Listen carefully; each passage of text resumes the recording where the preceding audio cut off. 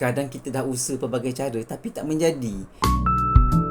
Kadang-kadang kita dah jumpa dah calonnya tetapi akhirnya kita dikecewakan. Jodoh ni bukan tentang siapa cepat, siapa lambat, tetapi tentang kesediaan kita untuk berada dalam sesebuah perhubungan. Mungkin Allah bagi ruang untuk kita ni tak jumpa lagi jodoh kita tu sebabnya Allah nak kita perbaiki diri kita. Allah nak kita muhasabah diri kita. Allah nak bagi kita ni hargai dulu siapa-siapa yang ada sekeliling kita ni yang kita tak pernah hargai pun. Sedangkan mereka ada untuk kita. Jadi selalulah muhasabah diri.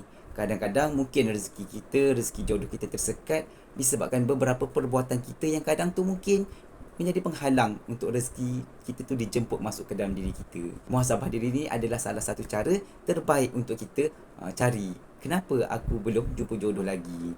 So, buatlah. InsyaAllah, manalah tahu. Mungkin dengan cara ni kita boleh memecahkan ataupun membuka halangan yang terjadi dalam pencarian jodoh kita tu.